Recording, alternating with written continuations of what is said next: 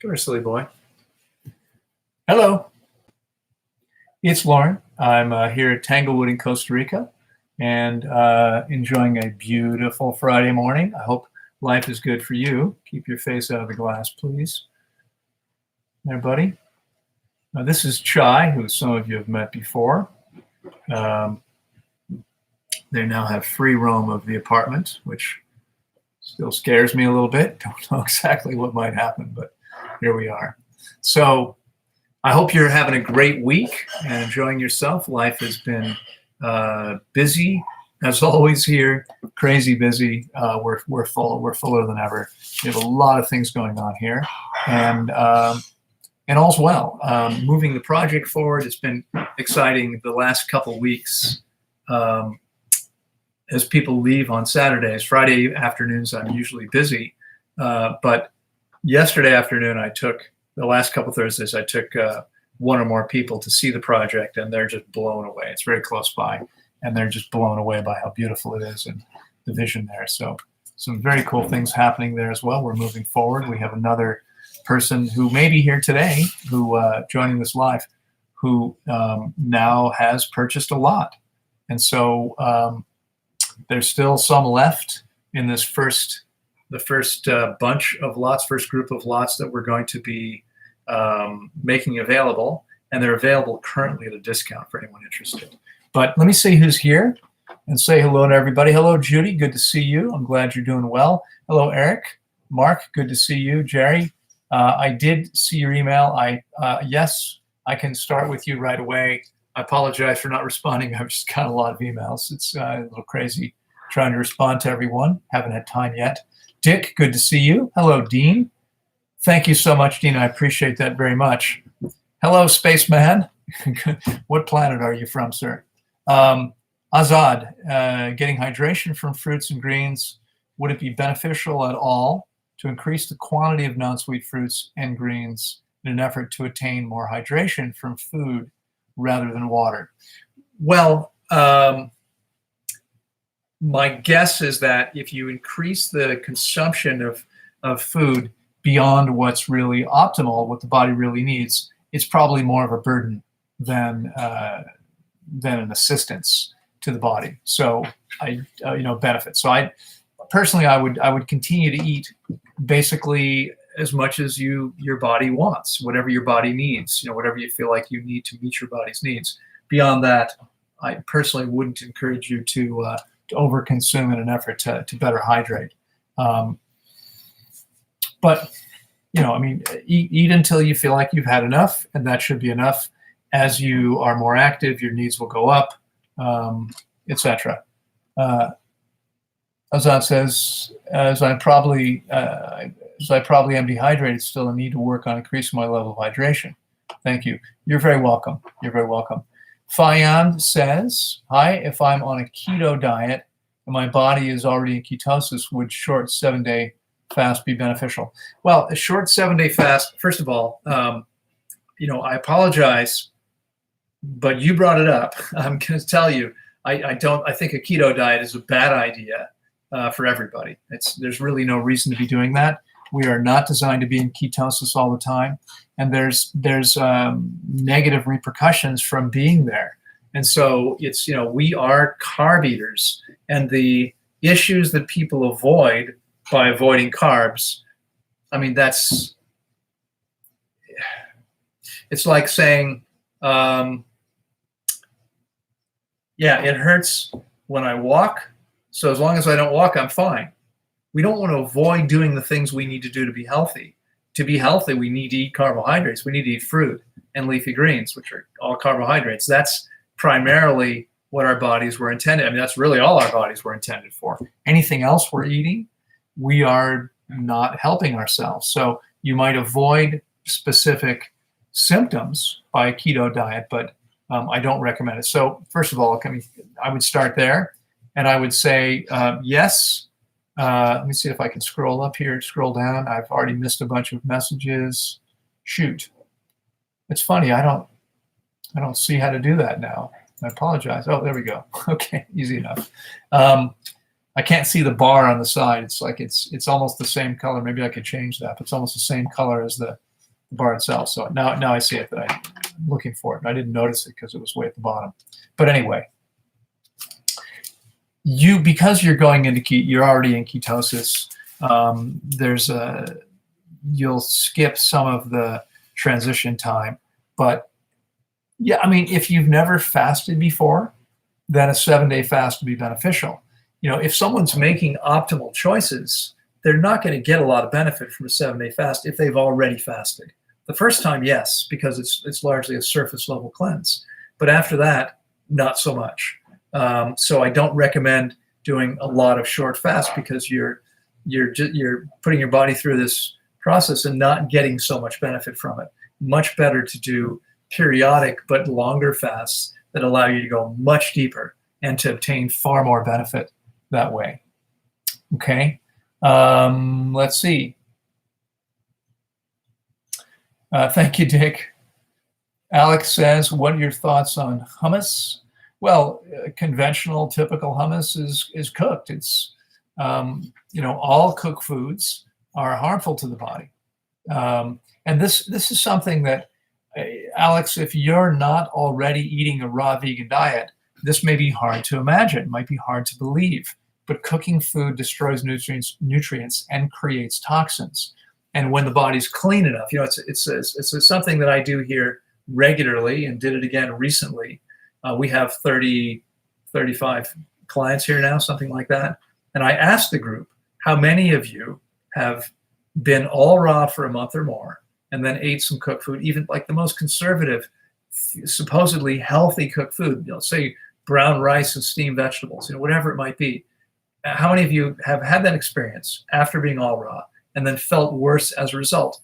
And for all the hands that had been raw long enough, and then ate some cooked food, every one of them says, yeah, it made me feel worse, almost instantly in most cases. When people don't feel bad eating cooked food, it's because their body's accustomed to it. It's not that it's not harmful. It's always harmful. There's always an immune response. Okay, your body creates white blood cells, an immune response every time you eat cooked food. This is not something we really want to be doing. Okay, but I mean, it's a little hard for some people to believe until they actually have the experience. Once you have the experience, you'll never be able to unlearn that. You will know forever that you can eat cooked food, but it's harmful to you every time you do it. And all the people out there who are, say this is crazy and stupid, all they have to do is try it themselves and they would find out for sure. There's no question. Like there's no, I don't know of anyone who's ever said, yeah, I ate all raw, then I ate some cooked food, and after a long enough period eating all raw, and I felt perfectly fine, or I feel just as good. I hear from people all the time who say, I used to be raw vegan, and I went back to eating cooked food, and because it was easier, or because I wasn't strong enough, or because I thought I could handle it. And they always say, I always felt better when I was raw. Always. I've never heard an exception to that. Of course, there are people who may do raw food and not do it very well, who may be eating a bunch of raw garbage. I mean, there's all kinds of processed raw food. You can go to some Whole Foods and find crackers and cookies and candy and cakes and all this stuff in packages. This isn't food, it's processed garbage. It's not something if you want to eat stuff like that, it should be very, very occasionally. You want to focus on fresh food. And that's why, what we have here in our kitchen is fruit and salad. And that's it. That's it. We had an unfortunate experience this week. We had a client come to fast, a woman who doesn't have to worry about money. I think her husband left her in good condition when he died. And she wanted to come, but she didn't really want to come by herself. Maybe was a little nervous about that, older woman. So she paid for a friend to come for a week. The friend wasn't going to fast, was just going to eat. But she didn't tell her, she sent her friend a link to our website. The friend apparently never looked at it. Got here on an afternoon last Saturday. And I said, are you hungry? And she said, yeah. She said, what, I said, what would you like? She said, what do you have? I said, we have fruit and we can make you a salad. She said, what else? I said, no, that's all we have. There is nothing else. There's nothing else here. It's really, really simple. Those are the only options. There's lots of options. There's lots of different fruits. but those are the only options there are. And she was asking my staff to get her chicken, to get her eggs. And they're saying, sorry, we can't do that. I need to have bread. Sorry, we can't do that. And she was upset. I mean, I said at one point, she refused to come to any of the lectures, right? She came to me one day and said, she was about to have a salad for lunch. She said, can I have bread with that? And I said, no, we don't have any bread. You can't have any bread here. You can't eat any bread here. Sorry. I mean, I'm sorry you didn't know where you were coming to, but we have our policies here. And I'm sorry about that, but you can't do it here. So, I said, I was talking with a client at the time, and I said to her, as soon as I'm done here, I'd like to sit down and talk with you. She said, no, I don't want to talk to you. And she refused to talk to me the whole time she was here. Now, fortunately, she's gone now. She was only here for 4 days.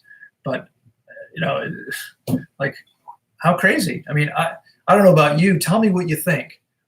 It occurs to me, if my friend offered me a trip, paid for my flight, paid for my stay, she paid nothing to be here. I think, I got there and it was a different diet. And it wasn't a diet that I was ethically opposed to. If I wound up at a place where all they eat is meat, and I'm me, I'm going to say, oh, you know what? Thank you so much. I wish you had told me. I can't be here, right? But I wouldn't sit there and go, okay, well, I want something different. I mean, it's my choice. If I don't want to do what's there, I'm going to go somewhere else. But I mean, that's where there's ethical opposition. Like, I have a moral outrage about the idea of killing and eating animals. We have no right to do that. Why would that be okay? But here, I mean, don't you think she could have, I think she could have said, okay, well, I didn't understand this, but I can try living on fruit and salad. You tell me it's good for me. She might come to the lectures and maybe learn something, right? It's like completely closing down. I'm going to put on the blinders. I'm not going to listen to anything you say. I don't want to talk to you about this. And I'm just going to be upset that I'm here. It's like, okay, thanks for leaving as soon as possible. Okay, let's see. Where are we? Hello there, Poodle Freak. How are you? I don't know if you've noticed. Actually, they're all outside now. We have 4 little kitties here. Some of you have been here before. In fact, you know what? I know people want to see the kittens, so I'm going to go get them. I'll bring them in, and then they'll do whatever they want. They'll probably go back outside because that's where they'd rather be. But I'll give you a chance to see them. Give me 1 second. Hello, guys.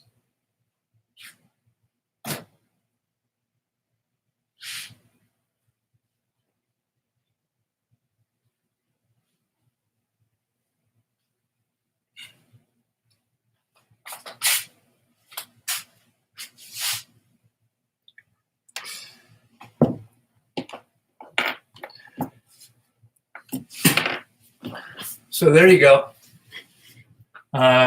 This one was on the keyboard right now. This is Chai, and the only one that has a name so far because it's the only one I'm sure we're keeping. This one I'm pretty sure we're not going to keep. You want to say hello? Hello there. I like him a lot, but he's got a really loud voice.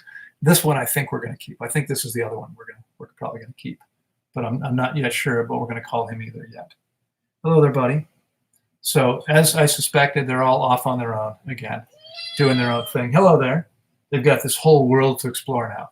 So when I was sitting outside on the patio before, there wasn't so much space for them to explore. Now they've got my whole apartment and a much bigger space out here.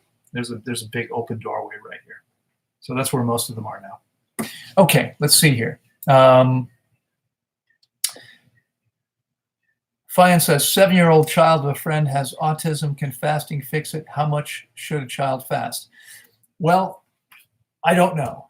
We have never fasted anybody with severe autism. We've never fasted anyone who had been diagnosed as being autistic at the time. We have fasted people who I've suspected, adults who I've suspected were somewhere on the autism spectrum. But these are people that were functioning and probably very mildly autistic. There's a lot of people that way. I had involvement with a woman once for a while before we found out that she was actually autistic. It turned out her son was diagnosed as being autistic when he was around, I think, 9 or 10 years old. It was obviously pretty mild because it wasn't noticed until then. He was having some trouble in school. Turned out he was autistic, not severely, mildly autistic. And it's often genetic. And so both parents were tested, and it turned out that his mother indeed was autistic as well. And when she learned, she realized that, yeah, that makes perfect sense. She displayed, she's usually people that are autistic don't socialize so well, and she's a lovely person, very social, but there are times where she just can't be with other people. She needs to sequester herself, and that's a typical attribute of autism in many cases. Okay, so let's see here. So I don't know whether this would help. I think it can. We have fasted many children. If you check, there's a video interview with a woman from Eastern Europe who came and fasted 26 days while her 9-year-old fasted 21 days. And so it is entirely possible to do that. All right, so we have someone who's just made a donation. I'm going to jump to Joel. Hello, Joel. How are you?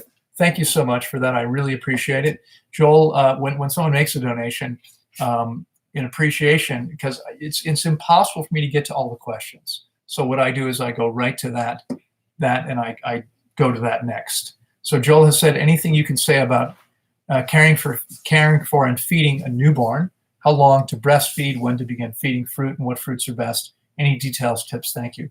Yeah, so if mom is able to produce ample breast milk, it's perfectly fine to be only breast milk for the first year. And after that, you typically want to begin introducing fruits. Soft fruits are best, things that the baby can chew. I mean, prior to that point, the baby's going to have a hard time chewing much of anything. But at a year, baby should be able to chew soft fruits. Most soft, and pretty much any soft fruit would be fine. If there's any issues at all around mastication, then the best thing to do, think about birds, would be for one of the parents to chew up the food and then put it in the baby's mouth, because you're going to start the process of digesting that food in your mouth and then give it to the baby so the baby has an easier time with it. That would be perfectly fine.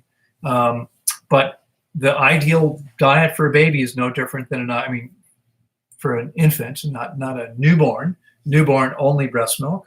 Once we get past that point, fruit, and eventually leafy greens. Now, leafy greens are going to be a little hard for a baby of that age. So, just fruit for a while. When the baby's old enough, certainly by 2, maybe or even earlier than that, it's probably going to vary a little bit with each baby. The baby will probably show some interest in and maybe be ready to chew some soft, tender greens as well. Whole is best. Again, chewing up if necessary to give them the advantage if that's what they need. But this is going to be the best that you can do. There's nothing better. And ideally, the baby continues to breastfeed until it weans itself. And typically that's going to happen at anywhere between 3 and 4 years in most cases. I know some women have a problem. When it goes longer than that, they feel uncomfortable with an older child, 5 or 6 years old. It's rare that it ever gets to 6, but it's not that unusual for it to take as long as 5. Most babies will self-wean by 3 or 4 years of age. And if the mother is willing to allow the baby, and usually by then, the breast milk is no longer a significant component of a child's diet. It's more of a comfort thing. It's meeting that emotional need more than anything else. And so it would be wonderful to continue offering that to the baby if that's what the baby was calling for, as long as the baby wants it. Okay, I hope that helps, Joel, and thanks again for the generous donation. I really appreciate that. Hello, Bob Jones. Good to see you. Spaceman says water enema, great. Enemas, unfortunately, are not great because they flush out beneficial bacteria. they weaken the bowel, and they change the pH of the bowel. We don't want to manipulate the body in any way. I mean, everything I teach and practice is based on one simple idea. The very best we can do is to get out of the body's way and not manipulate it in any way, right? We don't want to manipulate it.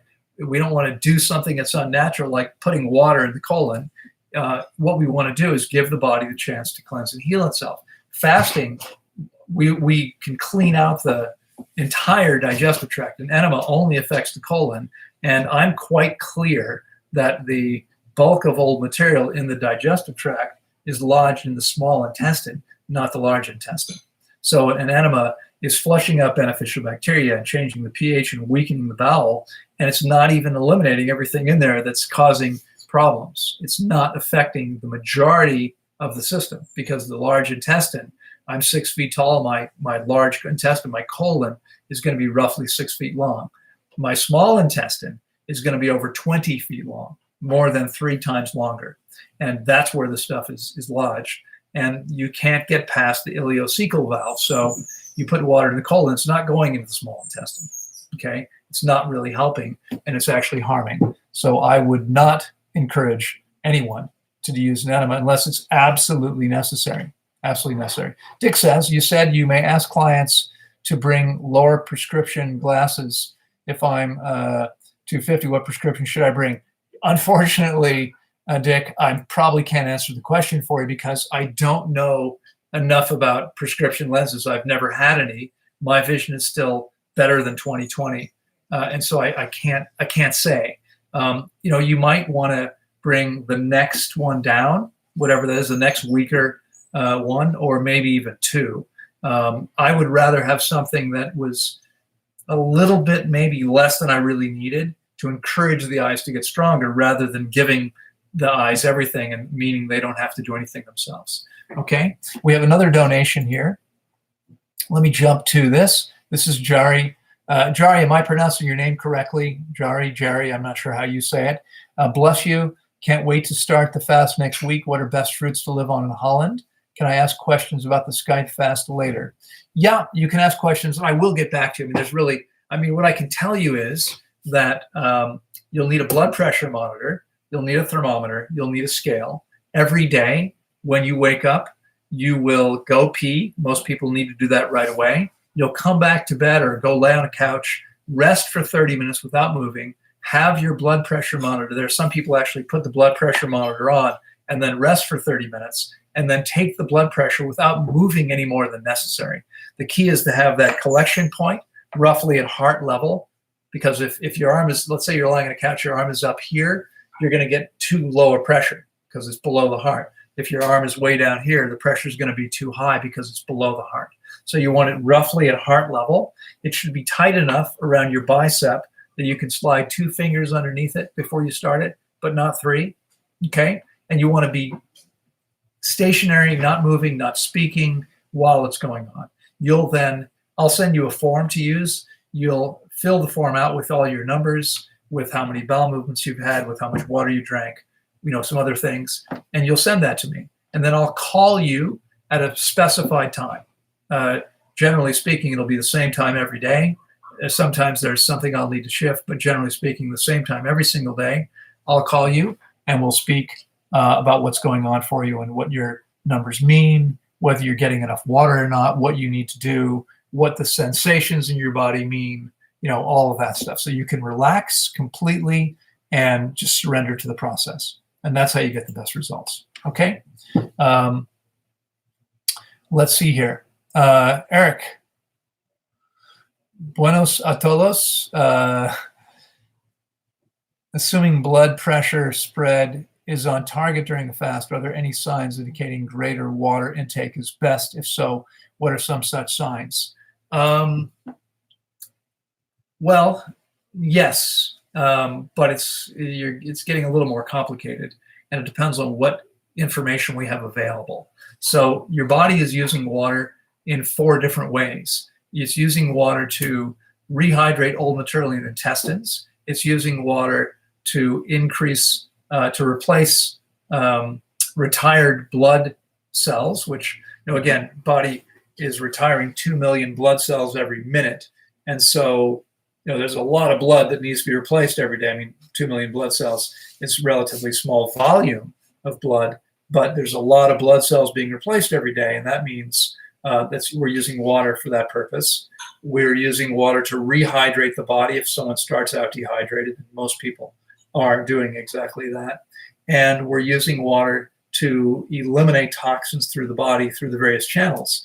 And so if your spread is the best indicator, because that's a reflection of blood volume. And theoretically, because maintaining proper blood volume is so important, if your body has enough water, it will maintain spread where it should be. It's possible your spread's okay, but you're still missing somewhere else. And so we would have to be looking at all the things that indicate where those other things are. How much are you eliminating through other channels? How much is being rehydrated? What's happening with the body's hydration levels? Those things can indicate that we might need a little bit more as well. Okay. But we would have to have information about those things to really know. Okay. All right. The Poodle Freak has just made a very generous donation of $19.99. Thank you so much. I appreciate that. Yeah, the kitties are amazing, aren't they? I mean, kittens are so cute. It's hard. There have been a couple of times now, when these kittens arrived, and you might recall, some of you have been around and know that 5 weeks ago today, the day before we opened the session, 5 weeks tomorrow, these 5 kittens, they're 5 kittens, they're 4 now, showed up at our front gate. Someone dropped them off here, and knowing, I'm sure, that we would take care of them. They weren't feeding them. The kittens were emaciated. They're still crazy. When we go to feed them, they'll attack each other for the food because they got used to those first 4 weeks of not having enough food and really fighting for the food. Now they get plenty, but they're still fighting each other. Anyway, we have 4 because we've given one away, and we're looking for homes for 2 more. We're going to keep 2. I didn't expect to keep any of them, but they're so cute. I decided, all right, well, we'll keep 2. So let's see. I had breast implants removed. That's wonderful. I'm glad you did. I'm trying to detox from breast implant illness and heal what may be a seroma. Should I do all fruit? If so, what are the easiest to start with? I don't tart well. So which are the easiest to start with? I don't tart well. I'm not sure what you meant to say there. I'm guessing that's a mistype. Maybe you meant to say taste, or I'm not sure. I'm not sure what that is. So veggies. Okay, so what belongs in the body is fruits and soft, tender leafy greens, and nothing else. Only fruits and soft, tender leafy greens. And so you're going to want to start, if the intention is to detoxify by simplifying your diet. What I would do is I would do 1 to maybe even 3 or 4 weeks of only fruit. Now you might want to start before doing that. Have a week where you're eating salads every night. So you're getting the minerals in salads. You're getting all the benefits. There may be things we can't even identify yet from leafy greens, and you're loading up on that stuff by eating a large green salad every night. And then you can go to a week where you're just doing high water content fruits. Now, I don't know where you are. If you're in a place where you've got access, I mean, here, for instance, in Costa Rica, we have watermelon. This is the dry season, so we have watermelon all the time. We also have cantaloupe now. We'll soon have other melons available in the next week or 2. We have papayas. We have citrus. We have pineapples. These are all fruits that are high in water. You can also eat things like cucumbers and tomatoes, but these are things that cucumbers aren't as easy to digest for some people. Tomatoes are relatively easy to digest, but they don't contain very many calories. So if you're trying to meet your body's caloric needs, if you're still working or trying to do anything else, it might be difficult if you're consuming only low-calorie foods. So the better way would be to to stick with things that are going to give you enough calories. And so the sweeter fruits tend to do a better job. Of course, the very best way, if you're able to, would be to actually fast, do a water-only fast. And that should be supervised to ensure that you're making the best choices and know what you're doing, and can relax because you feel confident that you understand what's happening. It's difficult for most people to do on their own, but that's going to be the very fastest way to detoxify your body. One thing I'll mention here, many people practice, believe and practice that what some people call islands, which is eating only one type of fruit, that's going to be a faster detoxification, but that's nonsense. There's no benefit to eating only watermelon for a month. And if you do that, you're very likely to wind up creating imbalances in the body because although watermelon is amazing and my favorite fruit, it doesn't contain everything we need.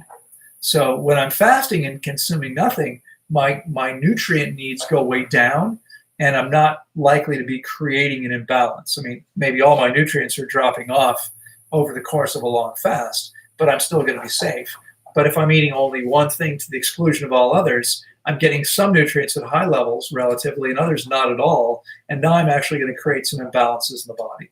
So I don't recommend doing islands. I would instead do mono meals. So one meal is only watermelon. The next meal is only papaya. The meal after that's only, cantaloupe. The next meal might be only citrus, whatever it is, depending on where you are and what you have available to you. But sticking with high water content fruits only, one type at a time. And then if and when you're able to, come spend 4 or more weeks with us, and I'll unconditionally guarantee you that you leave here feeling and functioning better than you ever have. It's amazing what happens when this is done properly. Okay? I hope that's helpful to you. And I see that Cindy Castro has also made a generous donation. Thank you, Cindy. Cindy says, "Hi, Loren. I'm 3 months post-liposuction with scar tissues. February, I want to water fast with Fiji water 21 days. I live in Maryland, so I can't sunbathe because it's cold. Should I stop waitressing the 3rd week?" Cindy, in order to water fast for 21 days, you shouldn't be waitressing at all. Okay, you should be resting completely. The process is really about resting as completely as possible. And honestly, you need to have guidance. It's, if you want to go more than 5 to 7 days, you're going to get far better results if you have someone supervising your fast, guiding you through the process. I don't know if you were on when I was speaking to Jerry earlier about Skype coaching. Okay, Skype coaching, you take your vital signs, you email them to me, and with a specific format, we speak every day. I make sure you're getting enough water. I make sure you're resting enough. I make sure that you stay safe. And that's critically important if you want to optimize your benefit. It really is. So, but you cannot be working while fasting. If you're working while fasting, your body doesn't have the energy to cleanse and heal, and you actually consume more muscle. And it's funny. I mean, I know there are people out there that say, no, that's not true. It's not how it works. Why would the body do that? It is how it works. We measure it. I just saw this again today. I have a client doing a Skype fast. He is a high-level executive at the World Bank, and he needed to go to a meeting. It's the I take it back. It's the end of his 2nd week, but he needed to go to a meeting yesterday. So this morning, big drop in muscle mass. Okay, this is what happens. You really do not want to be working at all. And I realize that might be difficult, but what I would encourage you to do would be to find a way to take the time off. Maybe it means saving up for a little while. Maybe it means borrowing some money. I don't know. But and have guidance. Have guidance. Write to me, Loren at tanglewoodwellnesscenter.com. I can give you more information. I can answer any questions for you. We can talk if you need about a payment plan to make it more easy for you to do this. But this is really what you need to do. Okay? I hope that's helpful to you. I see we have another donation here, Joanna Hancock. Hello, Joanna. Good to see you. Thank you so much for your generous donation. I really appreciate that. Joanna says, is raw cheese any healthier than regular? I'm a raw vegan. I'm asking for my family. Thank you. Well, yes. I mean, so Dairy products, cheese made from cow's milk and other animals' milks are some of the least healthy things that we can consume. And so raw cheese is certainly going to be better than that. However, most cheeses are made from nuts, cashews, Brazil nuts, pine nuts, almonds. I mean, I suppose it could be from any nut or seed. And if you're consuming any more than a little bit of that stuff, you're probably consuming way too much fat and way too much protein. It's fermented nut. It's a combination of nuts and seeds that's been allowed to ferment. There's a process that converts it into this cheese and has a cheesy taste. And I mean, I'll be honest with you, and some of you already know this. I apologize, Joanna. I don't recognize your name, so I don't know if you've been present on other lives or have seen some of my videos or not. But here at the center, as I was saying, we have only fruit and salad. And meals are very simple. They're mono fruit meals. They're simple green salads. That's what we feed our guests. That's what I and my interns eat ourselves. When I travel and speak, though, I often speak at raw vegan restaurants. And to be honest, I mean, even when I don't speak at a raw vegan restaurant, if I'm traveling to a city that has one, especially if I've never been there, I'm definitely going to go there. I'm going to have something to eat. I want to support them. I appreciate the fact that they're getting the message out to the general public, because most people who go to raw vegan restaurants aren't raw vegans. They're people that are like, let's go check that thing out. Let's see what that's about. And it's wonderful that these places are there that are making foods that are palatable, that are interesting enough to the average person who eats normally, perhaps, maybe a little better than average, perhaps, that they're willing to try it and eat it. And I really appreciate that they're there. And so I like to meet these people. I like to support them. And I'll eat things like raw vegan cheese from time to time. But I know if I eat more than a little bit, I'm going to feel sluggish and heavy. I mean, my body is really clear. It wants fruit, and it wants simple salads, and it doesn't want much fat, and it doesn't want, a lot of concentrated protein. And so, yes, better than regular dairy cheese, but that's easy to do. It's pretty hard to not be better than regular dairy cheese, because regular dairy is some of the worst stuff you can consume. Okay, so let's see, where else are we? Sign me up. Hungry. I think I've missed some stuff here. Where are we? Let me scroll back up a little bit. Okay, there's a lot of comments here. I'm going to work my way down. I'm probably not going to get to everybody. If anybody has a question they want to get answered, first of all, I've only got a few minutes left, but because I've got to jump off today at 9:45. I have an interview with a client before they leave, and I have a 10 o'clock lecture. So I'm going to have to jump off here. This is what happens sometimes. Okay, I'm sorry. I'm still trying to figure out where we are. Good morning, Stephanie. I see your comment. Mark says, will absorption of B12 and omega fatty acids be poor on an optimal diet without doing a long fast? In many cases, it will, because especially B12 is dependent on hydration levels. So most people are going to be dehydrated. And I just accidentally wound up being in exactly the right place.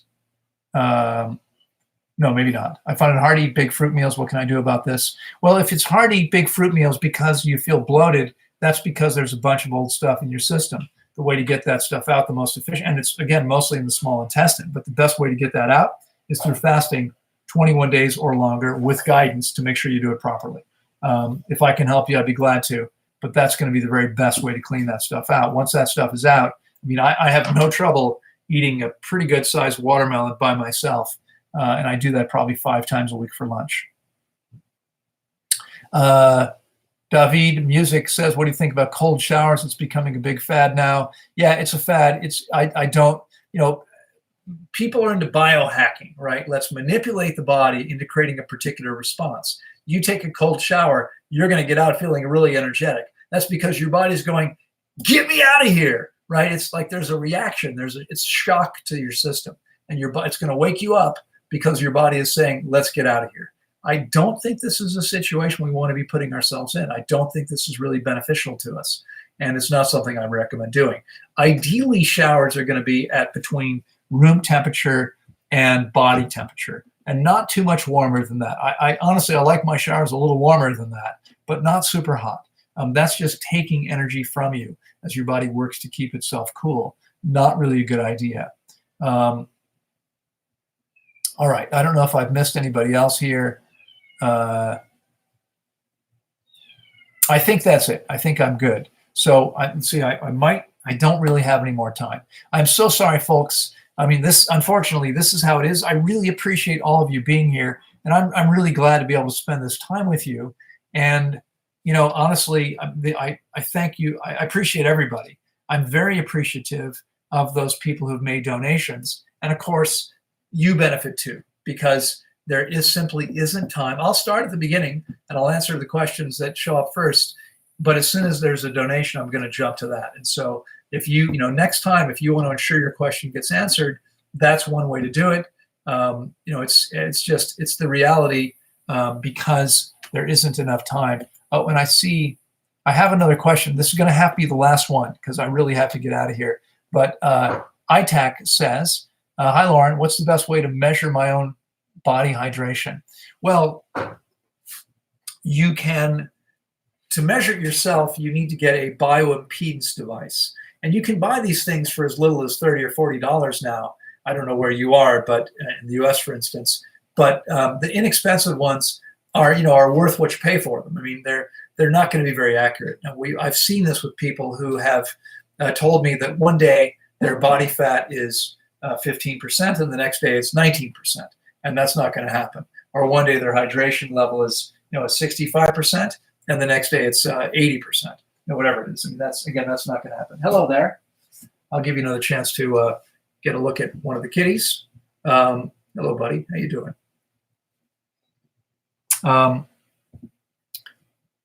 So that's one way you can do this at home.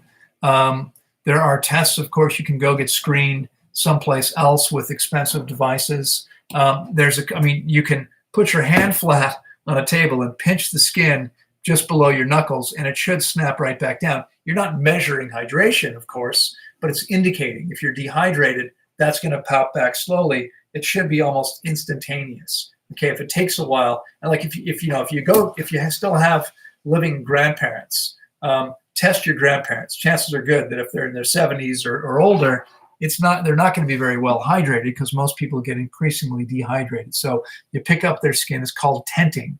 You pick it up like a tent, and when you let go, in some cases with older people, it takes like a minute to go back down. It should instantly go back down.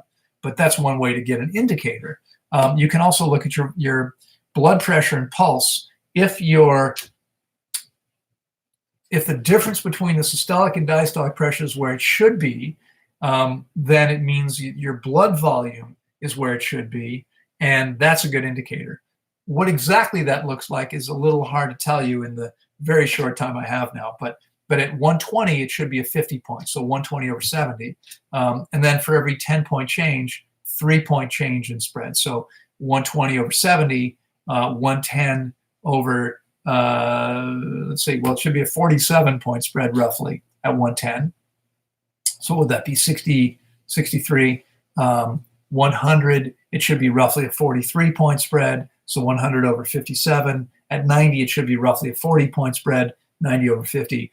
If the spread is where it should be, that's a good indicator that you have, that's an indicator that you have the blood volume you should have, that your body's been able to replace the blood. And that suggests that you're well hydrated. It's not a measure of hydration, and it doesn't actually mean that you're fully hydrated. If the spread's not where it should be, it means that you're not fully hydrated, okay? But if the spread could be perfect and you could have had enough to drink without completely affecting your hydration level. So, folks, I've got to go. I apologize. Thanks so much, everybody, for being here, for spending the time with me. I will be back tomorrow in Spanish at 9 a.m. and next Friday again in English. I hope you have a fantastic week, and I'll look forward to seeing you again soon. Bye-bye.